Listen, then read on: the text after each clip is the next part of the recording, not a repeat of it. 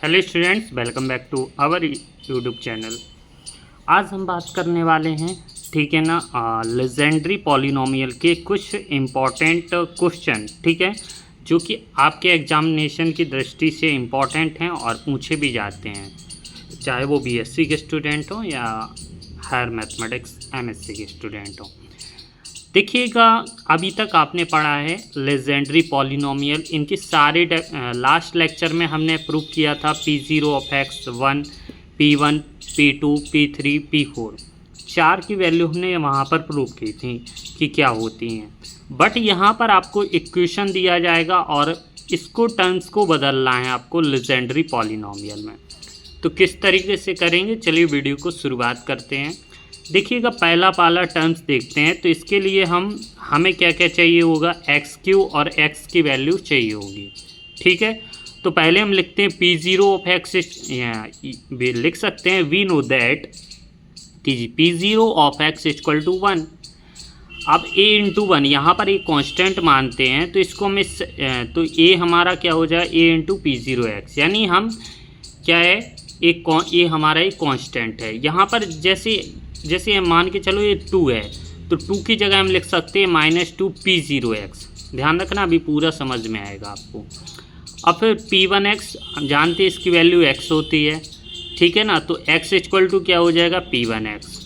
अब P2x की value होती है 1/2 3x² -1। तो 2 का इधर मल्टीप्लिकेशन किया तो 2P2 of x equal to 3x² -1। तो यहाँ पर -1 को इधर पक्षांतर कर लिया तो 2P2x + 1 इक्वल टू 3x², ठीक है ना। यहाँ से हमें किसकी वैल्यू निकालना है, x² की। तो x² को लिया और 3 को हमने इसको रिवर्स में भेज दिया, तो हो गया हमारा 2/3 P2x + 1/3 P0x। यानी 1 को हमारा कांस्टेंट है, कांस्टेंट की जगह अभी हमने माना है कि क्या लिख सकते हैं, P0 ऑफ x, ठीक है। अब हम देखेंगे P3x की वैल्यू। तो P3x इक्वल टू क्या होता है, 1/2 5x³ - 3x। ये आपको याद करना पड़ेंगे, ठीक है ना। अभी हमने इसके लास्ट लेक्चर में रोडियो फार्मूले की सहायता से इनकी सारी वैल्यू हमने निकालना सिखाई थी। जिन्होंने वो लेक्चर नहीं देखा हो वो देख लेना, डिस्क्रिप्शन में लिंक मिल जाएगी आपको। यहाँ से 2 का मल्टीप्लिकेशन किया, क्रॉस मल्टीप्लिकेशन, तो हो गया 2P3 equal to 5x³ - 3x, ठीक है। अब 2PQ ऑफ x, इसको हमने इधर लिया है तो प्लस का 3x हो गया और इक्वल टू 5x³, ठीक है ना। हमें x³ की वैल्यू चाहिए है, तो x³ की वैल्यू के लिए हम 5 को भी इसको भेज देंगे इस साइड। तो रिवर्स किया तो हमारा 2/5 P3x 3/5 x की जगह लिख सकते P1x, तो हमने लिख दिया P1x। यह ध्यान आ गया। अब ये हमारी निकल गई x³ निकालेंगे हम x की पावर 4 की वैल्यू। तो चूँकि हम जानते हैं कि P4 of x equal to होता है 1/8 35x की पावर 4 - 30 x² + 3, ठीक है ना। 8 को इस साइड मल्टीप्लिकेशन किया, या हम लिख सकते हैं 8 का मल्टीप्लिकेशन दोनों साइड किया, तो 8P4 of x equal to 35x की पावर 4 - 30 x² + 3, ठीक है। 8 को हमने राइट हैंड साइड में भेज दिया तो हमारा ये चला जाएगा डिवाइड में, ठीक है। तो हमारा यहाँ से हो जाएगा,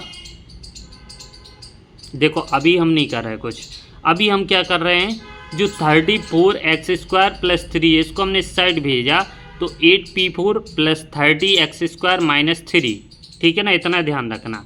अब हमने क्या किया, इसमें x की पावर 4 की वैल्यू चाहिए, तो 35 का इस साइड डिवाइड किया तो हमारा क्या आया, 8/35 P4x फिर 30/8 जो कि प्लस में है।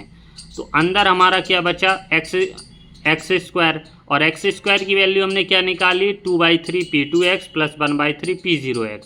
और यहाँ पर हमारा -3/8 और 1 को क्या लिख सकते, P0 ऑफ x, तो हमने वो लिख दिया है, ठीक है ना। अब आगे देखते हैं।